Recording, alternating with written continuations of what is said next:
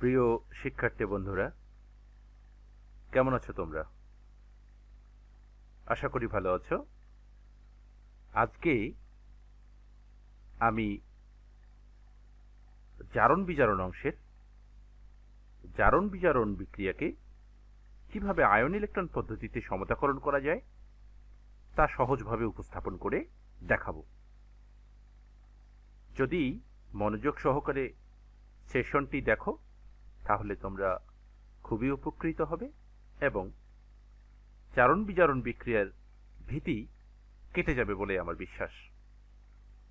আমরা জারণ বিজারণ বিক্রিয়াকে দুই ভাগে বিভক্ত করে সমতাকরণ করতে পারি। একটি হচ্ছে জারণ সংখ্যা পদ্ধতিতে সমতাকরণ আর আরেকটি হচ্ছে আয়ন ইলেকট্রন পদ্ধতিতে সমতাকরণ। আজকে আমরা আয়ন ইলেকট্রন পদ্ধতিতে সমতাকরণ কিভাবে করা যায় সেই বিষয়টি দেখব। প্রিয় শিক্ষার্থী বন্ধুরা, আয়ন ইলেকট্রন পদ্ধতিতে সমতাকরণ করতে গেলে সবার আগে আমাদেরকে আয়নিক সমীকরণের সমতাকরণ শিখতে হবে। যদি আমরা আয়নিক সমীকরণের সমতাকরণ শিখি তাহলে খুব সহজেই যৌগগুলোর দ্বারা যে জারণ বিজারণ বিক্রিয়া সংঘটিত হয় সেগুলো আমরা বুঝতে পারব। আমাদের জারণ বিজারণ বিক্রিয়াগুলো অ্যাসিড মাধ্যমে ঘটতে পারে, ক্ষারীয় মাধ্যমে ঘটতে পারে, প্রশম মাধ্যমে ঘটতে পারে বা মাধ্যম ছাড়া ঘটতে পারে। আমরা আজকে অ্যাসিড মাধ্যমে জারণ বিজারণ বিক্রিয়াগুলোর আয়ন ইলেকট্রন পদ্ধতিতে সমতাকরণ প্রক্রিয়াটি দেখব। আমি তোমাদের জন্য এটি খুব সহজভাবে উপস্থাপন করার চেষ্টা করেছি। তাহলে শুরুতেই অ্যাসিড মাধ্যমে কোন আয়নটি কি রূপে পরিবর্তিত হয় এই বিষয়টি আমরা দেখব। এর জন্য আমরা একটা ছক পড়ব। এই ছকটি যদি আমাদের মনে থাকে তাহলে আমরা খুব সহজেই জারণ বিজারণ আয়নিক সমীকরণগুলোকে সমতাকরণ করতে পারবো। কোন মাধ্যমে? অ্যাসিড মাধ্যমে। দেখো, সবসময় আয়রন 2+ এটি আয়রন 3+ রূপান্তরিত হবে। অর্থাৎ এখানে আয়রন 2+ এর ধনাত্মক চার্জ সংখ্যা ছিল 2, যেটি পরিবর্তিত হয়ে গেছে 3। এর অর্থ ধনাত্মক চার্জ সংখ্যা বৃদ্ধি পেয়েছে 1। অর্থাৎ অ্যাসিড মাধ্যমে জারণ বিজারণ বিক্রিয়ায় আয়রন 2+ একটি ইলেকট্রন ত্যাগ করে। আমরা জানি যারা ইলেকট্রন ত্যাগ করে তারা বিজারক, অর্থাৎ আয়রন 2+ বিজারক হিসেবে কাজ করে। তেমনি ক্রোমিয়াম 6+ যদি একটি বিক্রিয়ায় উপস্থিত থাকে তাহলে অ্যাসিড মাধ্যমে এটি ক্রোমিয়াম 3+ এ পরিণত হয়। ধনাত্মক চার্জ সংখ্যা কমে গেছে 3। অর্থাৎ ক্রোমিয়াম 6+ অ্যাসিড মাধ্যমের বিক্রিয়ায় 3টি ইলেকট্রন গ্রহণ করে। এই জন্য এখানে আমরা +3 ইলেকট্রন দিয়েছি। অর্থাৎ এটি একটি জারক, এটি ইলেকট্রন গ্রহণ করছে।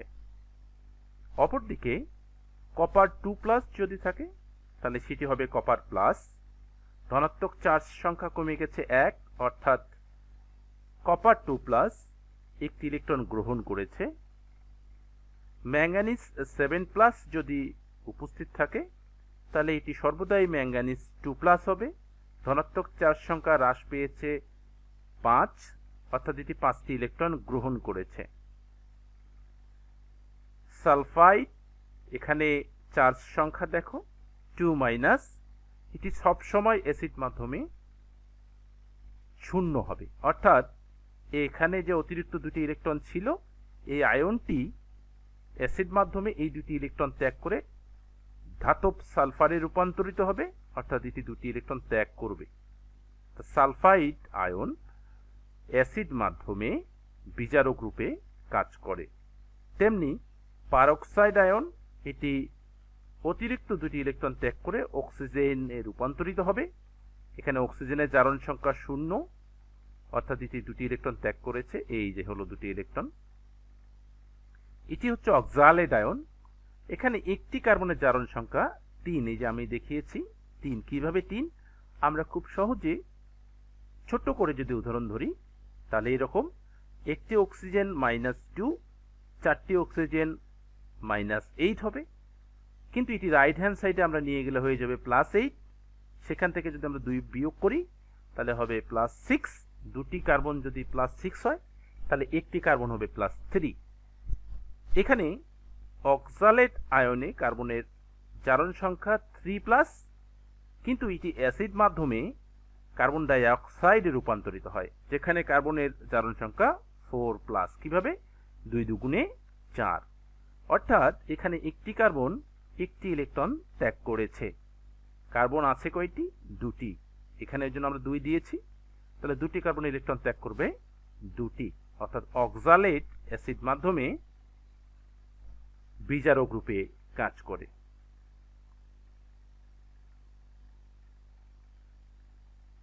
দেখো আয়োডাইট, এখানে আমি আয়োডাইট দিয়েছি। আয়োডাইট একটি আয়োডাইট আয়নের চার্জ -1, এটি আয়োডিনে রূপান্তরিত হয়েছে, এর জারণ সংখ্যা 0, অর্থাৎ আয়োডাইড আয়ন একটি ইলেকট্রন ত্যাগ করেছে, কিন্তু যেহেতু এখানে 2টি আয়োডাইড আয়ন আছে সেহেতু এটি 2টি ইলেকট্রন ত্যাগ করবে। অপরদিকে আয়োডিনের 0, এটি আয়োডাইড আয়নে রূপান্তরিত হতে পারে, অর্থাৎ একটি ঋণাত্মক চার্জ বৃদ্ধি পেয়েছে, এর অর্থ এটি একটি ইলেকট্রন গ্রহণ করেছে। তাহলে মোট আয়োডিন আছে 2টি, এই জন্য এটি 2টি ইলেকট্রন গ্রহণ করবে, অর্থাৎ আয়োডাইড যদি বিজারক রূপে কাজ করে তাহলে আয়োডিন কাজ করবে জারক রূপে। এখন দেখো এইটিকে আমরা থায়োসালফেট আয়ন হিসেবে চিনি, যদিও এটির আন্তর্জাতিক নাম ডাইথায়োনেট। এখানে আমি হিসাব করে দেখিয়েছি একটি সালফারের জারণ সংখ্যা +2। দেখো কিভাবে করব আমরা, 3 দুগুণ 6 বিয়োগ 2 4, 2 দুগুণে 4। একটি সালফারের জারণ সংখ্যা +2, কিন্তু এটি অ্যাসিড মাধ্যমে টেট্রাথায়োনেটে রূপান্তরিত হয়। টেট্রাথায়োনেটে একটি সালফারের জারণ সংখ্যা 2.5 2.5, অর্থাৎ একটি সালফারের জারণ সংখ্যা পরিবর্তিত হয় 0.5, জারণ সংখ্যা বৃদ্ধি ঘটে, ধনাত্মক জারণ সংখ্যার বৃদ্ধি ঘটে 0.5। কিন্তু প্রিয় বন্ধুরা আমরা জানি যে 0.5 অর্থাৎ হাফ ইলেকট্রন কিন্তু কেউ ত্যাগ করতে পারে না, এই জন্য একসাথে 4টি সালফার পরমাণুরই হিসেব ধরতে হবে। তাহলে একটির যদি 2 হয় ধনাত্মক জারণ সংখ্যা, তাহলে 4টির হবে হচ্ছে 8, আর এইখানে 4টির হবে 10, অর্থাৎ ধনাত্মক জারণ সংখ্যার বৃদ্ধি ঘটেছে 2, অর্থাৎ এটি 2টি ইলেকট্রন ত্যাগ করেছে। বিষয়টি আশা করি পরিষ্কার। পরের অংশ দেখো, এটি হচ্ছে পারক্লোরেট। এটি পারক্লোরেট, এখানে একটি ক্লোরিনের জারণ সংখ্যা +5। কিভাবে? 3 দুগুণ 6 বিয়োগ 1, 3 দুগুণ 6 বিয়োগ 1, এটি হলো শর্টকাট পদ্ধতি, +5, এবং এটি ক্লোরাইডে রূপান্তরিত হয়। অ্যাসিড মাধ্যমে পারক্লোরেট কিসে রূপান্তরিত হয়? ক্লোরাইড, অর্থাৎ -1, এই যে -1 দেখিয়েছি। তাহলে এখানে ছিল ধনাত্মক জারণ সংখ্যা +5, এখানে ঋণাত্মক -1, অর্থাৎ এটি 5টি ইলেকট্রন তো গ্রহণ করেইছে, আবার অতিরিক্ত আরেকটি ইলেকট্রন গ্রহণ করে -1 হয়েছে, অর্থাৎ মোট 6টি ইলেকট্রন গ্রহণ করেছে। অর্থাৎ এখানে এই যে দেখো ক্লোরিন পরমাণুটিকে 0 জারণ সংখ্যায় আসতে গেলে এই 5টি ইলেকট্রন যেটি ত্যাগ করেছে সেটি তো গ্রহণ করতেই হবে, সেটি গ্রহণ করেছে, আবার অতিরিক্ত আরও একটি ইলেকট্রন সে গ্রহণ করেছে, অর্থাৎ মোট 6টি ইলেকট্রন গ্রহণ করেছে। আর এই যে 3টি আছে, এই 3টি অক্সাইড এখানে রয়ে গেল। একটা জিনিস পরিষ্কার করে বলে রাখি, সেটি হচ্ছে অক্সাইড আয়নগুলো অ্যাসিড মাধ্যমে সবসময় পানিতে পরিণত হয়। ক্লোরাইড, ক্লোরিন, এই যে আয়োডিনের মতো করে এটিও দেখিয়েছি। 3 2 + 3 4+, জারণ সংখ্যা 2 বৃদ্ধি পেয়েছে, এজন্য 2টি ইলেকট্রন ত্যাগ করেছে।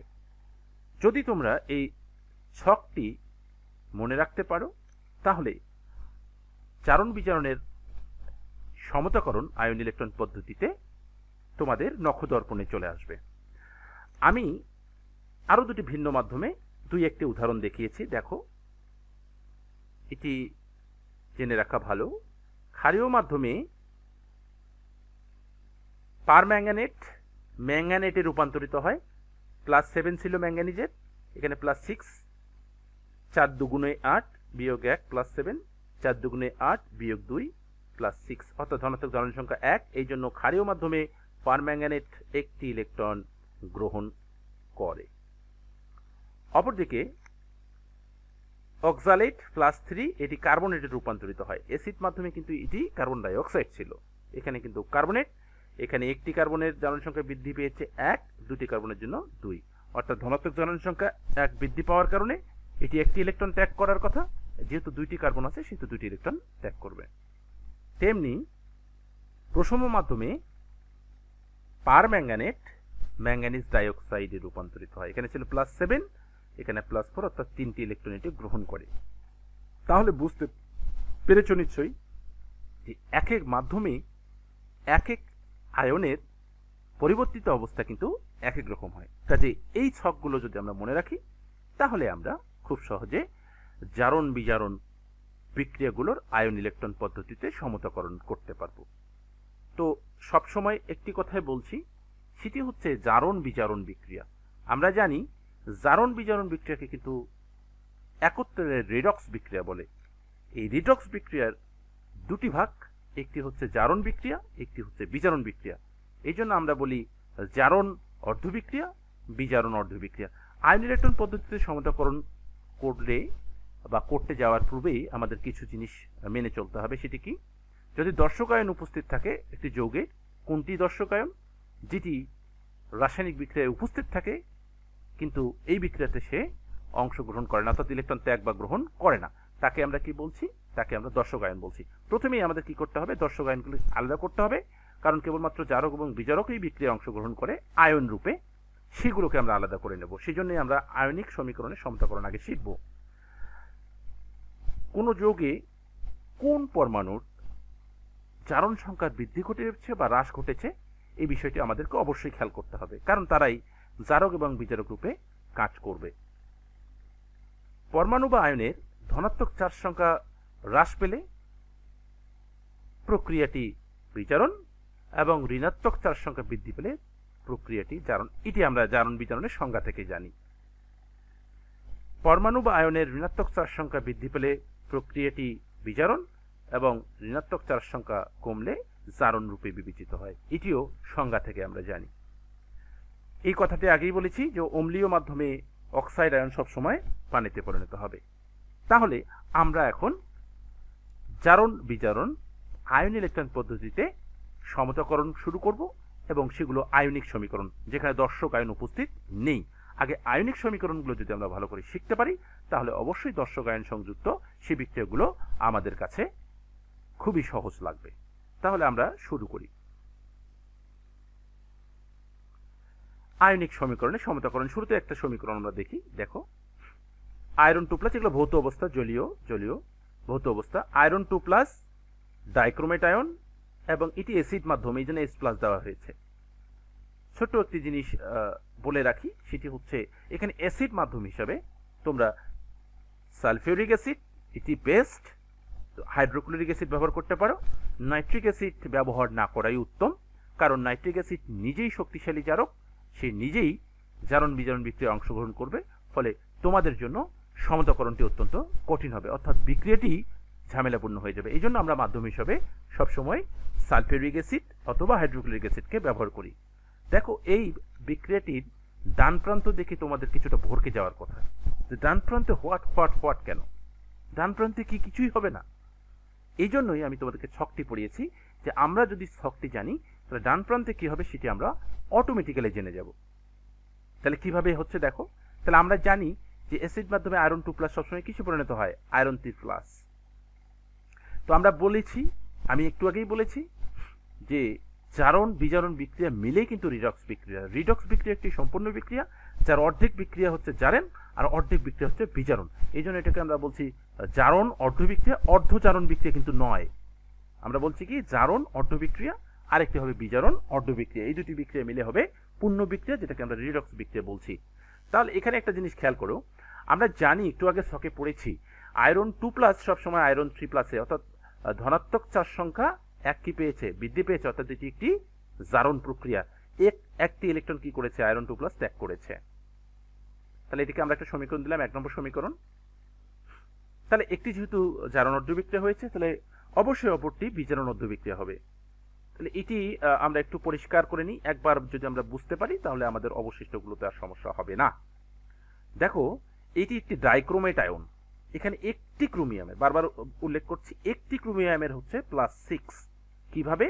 7 দুগুণে 14, এটি হলো শর্টকাট নিয়ম। আবারও বলি, 7 দুগুণে 14 - 2, অর্থাৎ শর্টকাট নিয়ম হলো যেটি ঋণাত্মক থাকবে চার্জ ব্যতীত, তোমরা পরমাণুগুলো ঋণাত্মক জারণ সংখ্যাকে ধনাত্মক ধরে হিসেব করবে। তাহলে 7 দুগুণে 14 বিয়োগ 2, 12, 6 দুগুণে 12, একটির হচ্ছে +6। আমরা জানি যে অ্যাসিড মাধ্যমে ক্রোমিয়াম তার স্থায়ী জারণ সংখ্যা 3+ পরিণত হয়। তাহলে এখানে ক্রোমিয়াম +6 কিসে পরিণত হয়েছে? ক্রোমিয়াম +3, অর্থাৎ একটি ক্রোমিয়ামের ধনাত্মক জারণ সংখ্যা হ্রাস পেয়েছে 3, কিন্তু ক্রোমিয়াম আছে কয়টি? 2টি। এই জন্য আমরা সমতাকরণ করার জন্য এখানে 2 দিয়েছি, এবং মোট ইলেকট্রন গ্রহণ সংখ্যা হচ্ছে 6টি। আশা করি বুঝতে পেরেছ।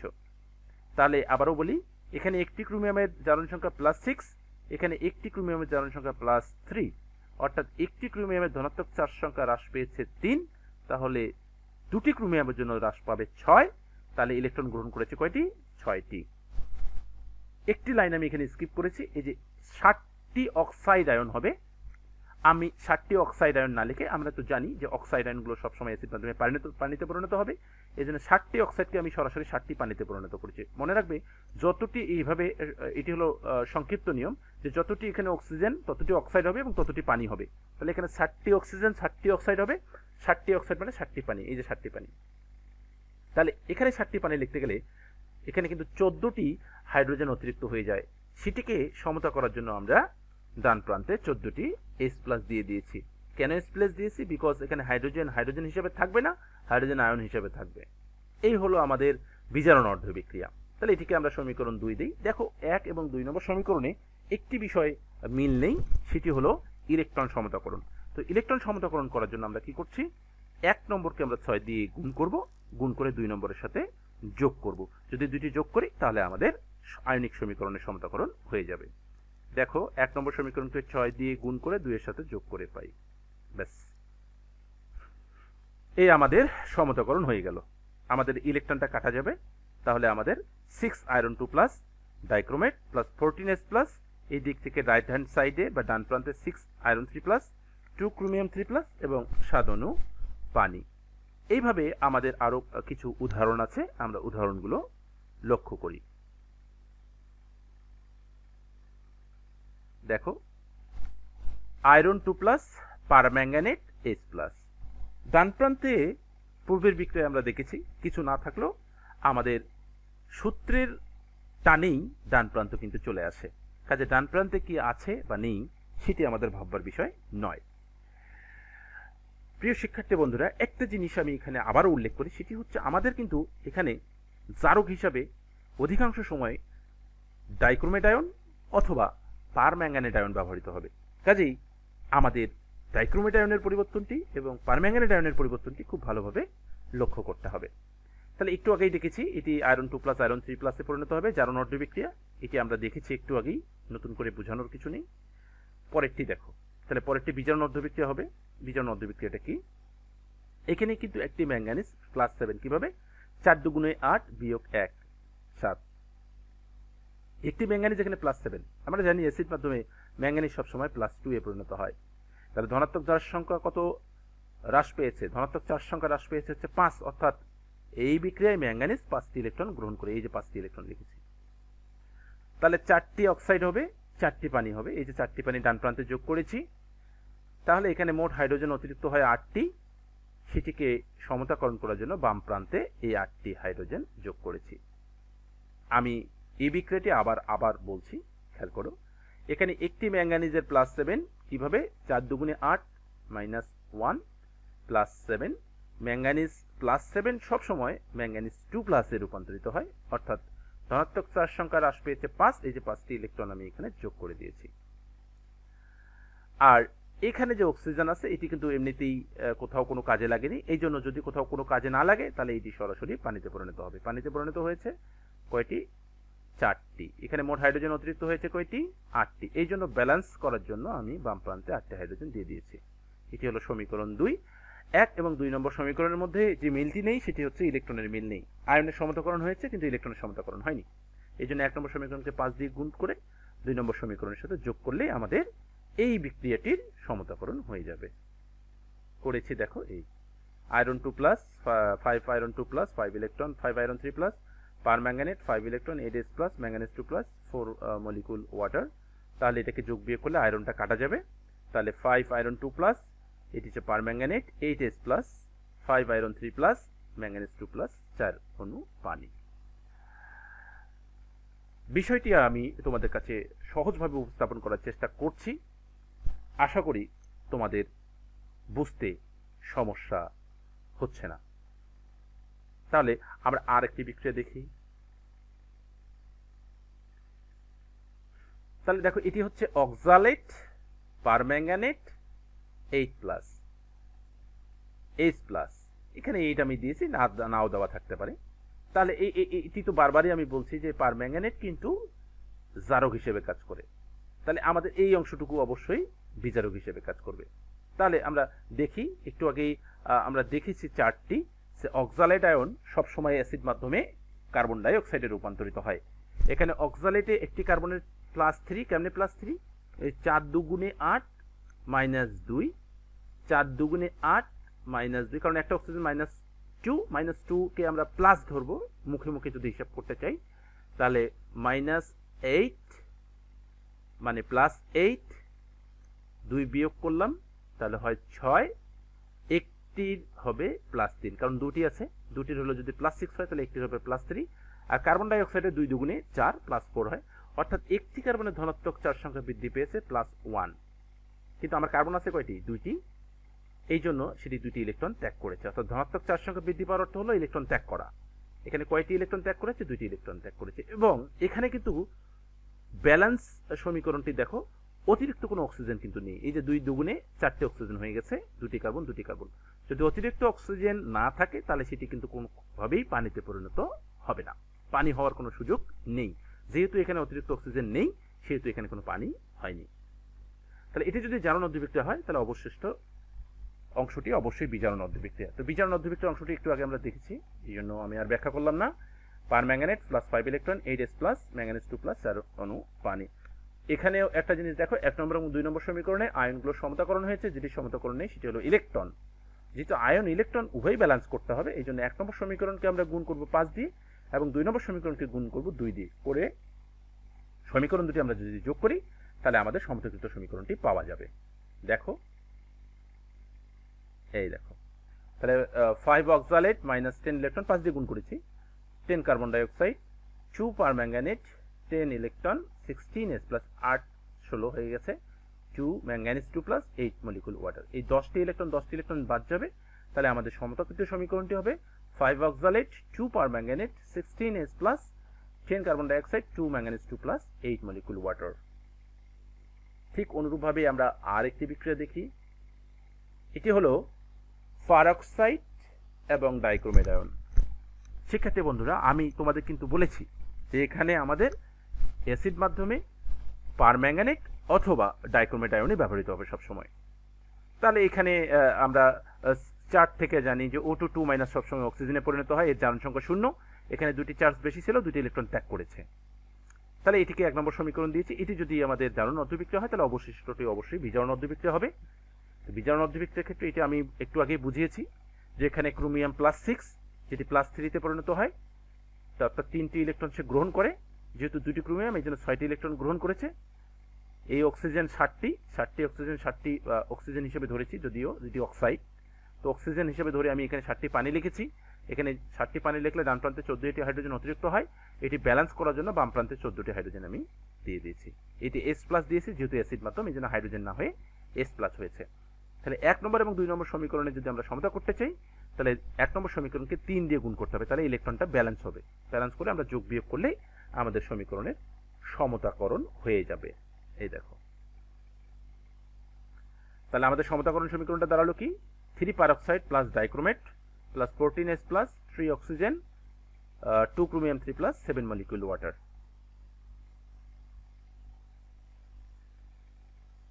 আরেকটি বিক্রিয়া দেখি আমরা। Sulphide plus permanganate plus S plus. আমি চেষ্টা করেছি একটি বিক্রিয়াকে ডাইক্রোমেট দিয়ে দেখানোর, আরেকটি বিক্রিয়াকে পারম্যাঙ্গানেট দিয়ে দেখানোর। আশা করছি তোমরা একটি বিক্রিয়ারই পারম্যাঙ্গানেট এবং ডাইক্রোমেট দুটোই করতে পারবে, ঠিক যেভাবে আমি দেখাচ্ছি। তাহলে এটা জারণ অর্ধবিক্রিয়া আমরা একটু আগে দেখেছি চার্টে, অর্থাৎ যেখানেভাবেই বলে না কেন চারটি আমার দরকার। সালফাইড আয়ন সবসময় কিছু পরিণত হবে সালফার। সালফাইডে দুইটি চার্জ অতিরিক্ত ছিল, এখানে শূন্য হয়ে গেছে, অর্থাৎ দুইটি ইলেকট্রন ত্যাগ করেছে, 2 ইলেকট্রন। এটি যেহেতু জারণ অর্ধবিক্রিয়া তাহলে পারম্যাঙ্গানেট অবশ্যই বিজারণ অর্ধবিক্রিয়া হবে। বারবার দেখাচ্ছি একই বিষয়।